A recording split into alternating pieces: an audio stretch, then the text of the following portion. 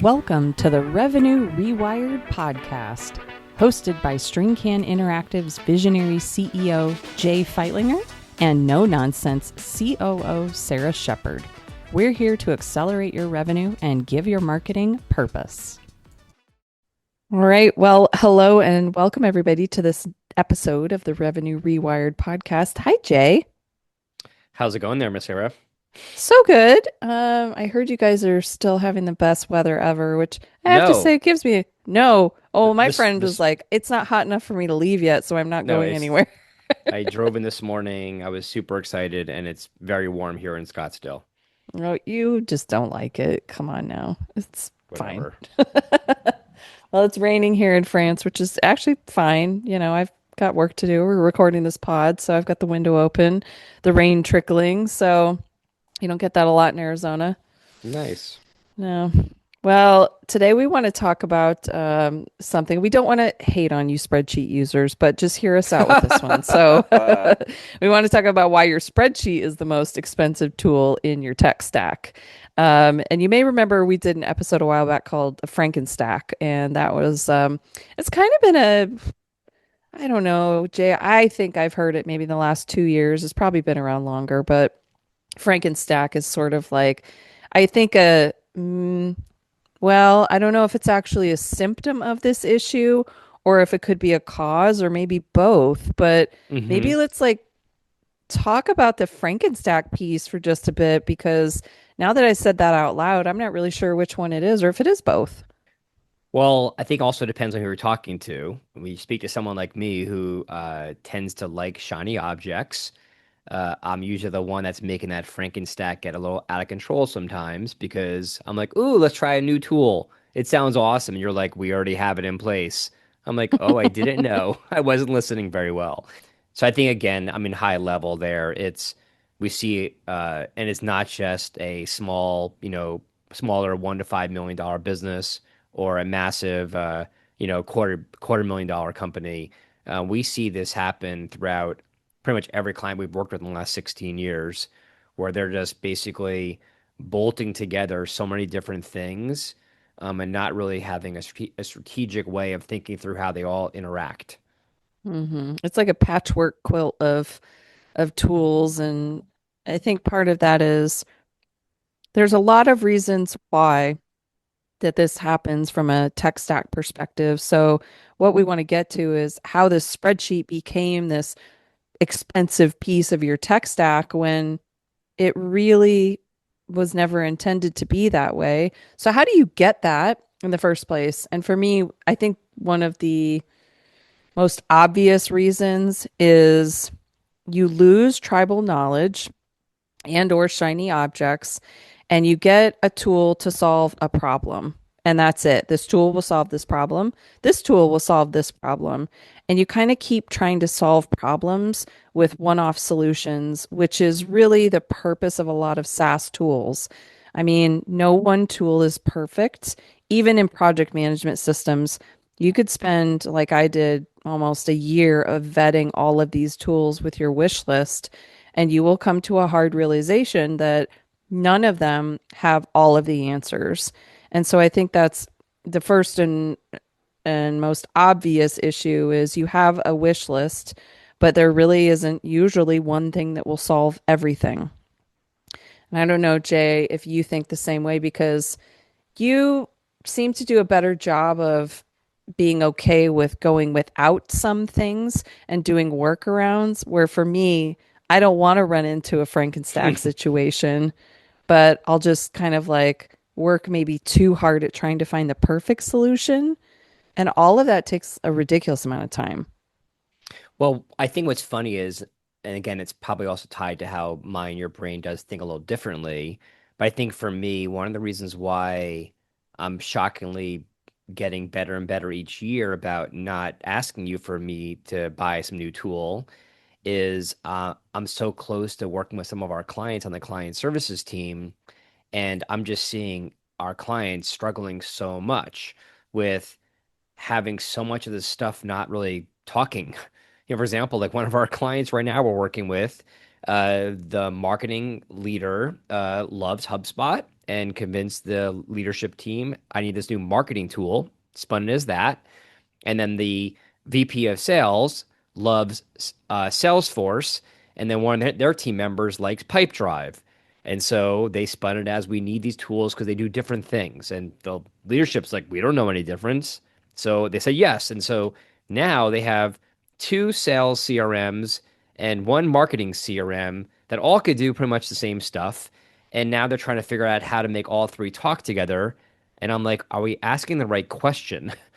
And so I think for me, I just don't want us to turn into one of those organizations where we literally are just finding ways to justify in our heads, ooh, this one company has this cool feature that we think we might benefit from. Let's go bolt it onto our current tech stack and find a way to, justify the expense, not only time but also money. And that's where I think the problem starts happening. And so that's where I've seen so many companies where, we have a client right now that's a very large organization and they're literally using Excel spreadsheets to build out their reports because they don't have any trust or faith in all of their, I don't know, 30 plus different software tools they have in their tech stack. Yeah, and I think to your point, if you're fortunate enough to start from the very beginning and like know what you're getting into, okay, this can't do this. Do we need this? Is there a workaround? You kind of get a little bit of I think internal alignment on what the outcome is going to be before you start going into it. But technology typically has been a lot easier to bring into an organization because, for example, if you were maybe an enterprise, there weren't a lot of options for certain tools, for example. And so it was like, okay, pick from one of these three. It's no big deal. But as we're seeing, it's like exponentially increase the complexity inside organizations, not just from a marketing perspective, but from a revenue perspective, pipeline management perspective, project management. It's kind of become a mess of tools, and leaders can look at it as every subscription is a cost center, and let's just get rid of some costs, which isn't the best way to look at it. It can kind of eat you alive a little fast. Like we were talking about AI, for example, eating up all those credits and like the employees just using credits Hmm. because that was a KPI. Those kinds of things can really bite you if you're not paying attention and putting out there, what is it that this is providing my business and what kind of value am I getting from it? And so what I've seen then is, okay, there is no way these can all talk. That is also a problem in technology adaptation is not everything can be connected. I found that out the hard way with a PM system I built. We got all the way to the end, and I was super clear. I had like 5 items in my wish list. It was not complicated. And at the very, very end, the integration was a one way with time tracking, and it had to be a two-way, or I was just making so much work for myself. And so I ended up having to abandon the project versus just continuing on with it because it was, quote, a sunk cost, and then integrate manual work, which would have been, I think, so much harder to make changes later on. But that kind of stuff is easy if you don't have somebody owning the technology and the data layer. And so I do want you to talk about, I was thinking about this client when they've changed partners, they've changed systems. Sometimes the system changes without you, like it no longer becomes useful or it's faced with obsolescence. We have had what 50 plus pages of analysis on their integrations, and I think I'd like to have you talk a little bit about how does it get to be that many pages of information. I want to know a little bit more about that and what on earth is going on and how you're finding this because I'm sure they're not alone. No, and they're not. And so if they're listening to this, I don't want you guys feeling bad. Because obviously this right now we're in the thick of this. So first of all, I do want to We actually have say a few in the thick of this right now. I know, but this is one of the bigger ones because it's been such a it's causing so much blind spots for our clients. And it's just so near and dear to our hearts what we're trying to resolve here. And so just we could feel their level of frustration for years trying to find a partner like us to solve this. Luckily, we're very fortunate that we have a team member here whose brain is so well wired to all of this kind of stuff. But what I do want to first say is I have a very high level of empathy around this because not only do these platforms change, come and go, and then with AI making it so much easier for these platforms to bolt on new things, where now all of a sudden you have your toaster that also could be a refrigerator, which is crazy to me. Um, you also have then the issue of team members coming in and going out. And so what I have found that happens is, and then to add a third layer before I jump into that real fast, is the businesses change. So again, we all heard the mindset of like what got you here won't get you there. And so as your business scales from 0 to 10 million and 10 million to 25 and 25 to 50, you're even though your season has changed, your level of complexity might be significant due to the scale of the number of people you have. But I think back to the two things that ties into, the tech features constantly changing, and then also then your employees coming in and out. What I've seen more often happen is organizations will have a team member come and play, and that team member knows what they know, and they might have come from another organization where they're like, "Ooh, HubSpot is the best at this. And we used HubSpot in my last job. So I think the reason why this is not working is we got to get rid of Salesforce and use HubSpot instead." And I see that happen so often. And so whoever they're presenting it to, they're like, "Wow, that sounds great. You know how to do it. You're a champion. We don't have to hire now a consultant to help us embed this. And right now, the tool we have in place is not working. Let's just drop that and put this one in instead." And that person, they convince them, they do all the contracts, they sign up for HubSpot. Obviously, we love it because we're a HubSpot shop, but then off they go. And then that person's doing all the implementation. And then unfortunately, they get poached or they leave their job. And now all of a sudden, all of that tribal knowledge of that software is gone. And so, what I'm finding happening is that now happens also when they hire partners. So again, unfortunately, some of our clients might have gone through, I don't know, 1 to 3 agencies before they hire us. And so when we get into this stuff, I think what's good or bad, I think for us and our clients is great, I think, is that we do this very comprehensive 360 review of not only their business and their competitors and their ideal clients and the market and blah, blah, blah, but we also do on their tech stack. And that's where we uncover so many issues around, my goodness, your last 3 agencies went into your tag manager account and all built different tags and triggers that are all doing the same thing. And that's part of the reason why none of your data in Google Analytics is telling you the right story because everything is inflated or deflated or missing. And then, Mary, your last marketing director, brought on this tech stack tool. And by the way, no one's been managing it. So it stopped working a year ago. It's just like all of these things are going on.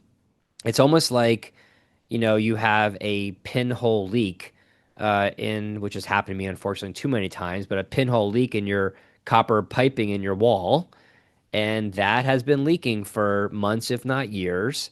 You don't notice it until all of a sudden you see maybe some mold coming in the wall, but it's super scary. And so I think a lot of organizations, they don't have like a tech stack manager in place. They might think that IT's that's their job, but they're not doing that. They're just managing the servers and DNS and that kind of thing. They're not really looking at all the tech stack stuff. And just all this stuff gets so wildly out of control that before you know it, you have not only the Frankenstack issue going on, but you also have, to your point, a company spending so much money on software and no one's really benefiting or leveraging it, which is why I think the first thought is let's just get rid of it. No one's using it. Where I think the answer needs to be is put a pause. Let's break here for a second.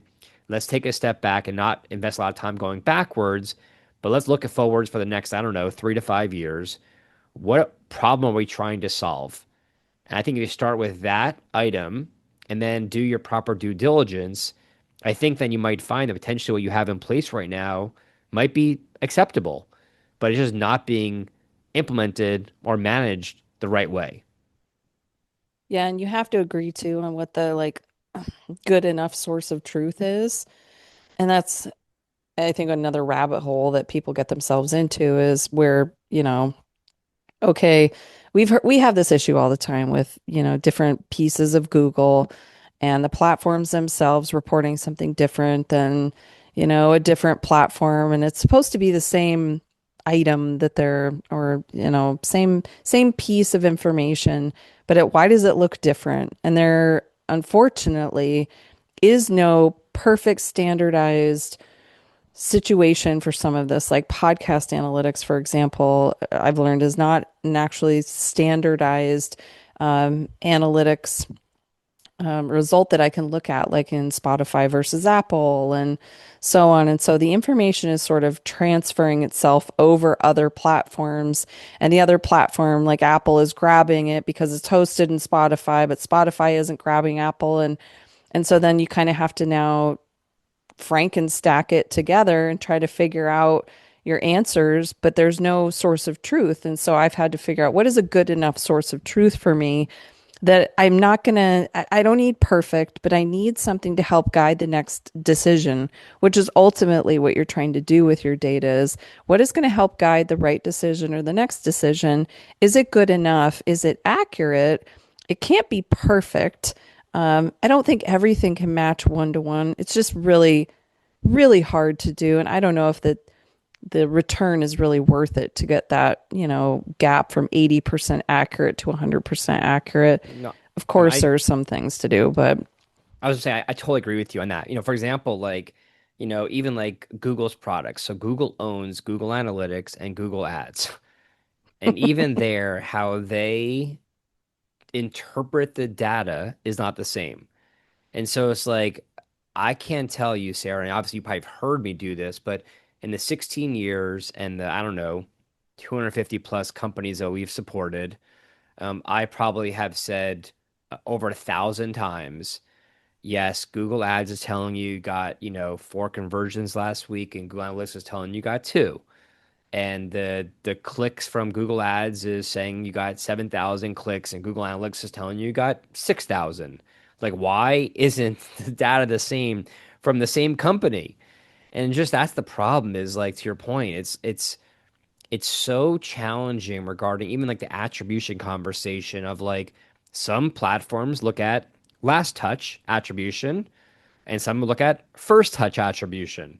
And like just that one thing alone doesn't sound like it's complicated, but oh my goodness, the story it tells regarding lifetime value of that customer and attributing that value then back to what you believe is the right campaign to be investing in, it's just mind blowing to me. And so I think for us, I freaking love it.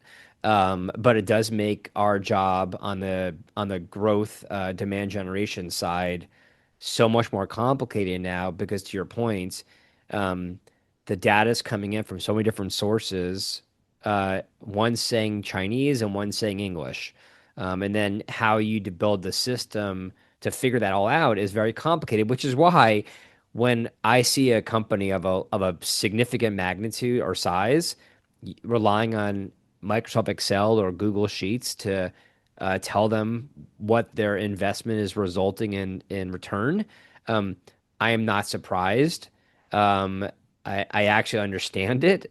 It's just so disappointing to me because they probably have 3 other tools they're investing in right now that, in theory, could pull the data. It's just not being set up the right way. I mean, we've probably redone the reporting side of things for, I don't know, for the last 10 years, at least once every couple years, because we Well, at find new and least. better ways, and trying to help clients create those connections gives us some other ideas of like information that they're now looking for because they get savvier, and which is really a cool place to be when a client's like asking about something. You're like, yes, I've been waiting to have this conversation. This is fantastic. But like even right now with adding LLM referral traffic into our reporting, it's you got to take it with a grain of salt. Stuff is new. It doesn't show up on your reports before July of 25 anyways. And so, I think you really have to have a strategic mindset. It's so IT is Hmm. not, to your point, that they're not going to look at, okay, what kind of data are you pulling from this? They're looking at, is it safe? How much is it costing? Is it going to create any downstream problems with the system itself? And they're incredible at that. But now you're asking them too much when it's like, well, we need to pull blank data.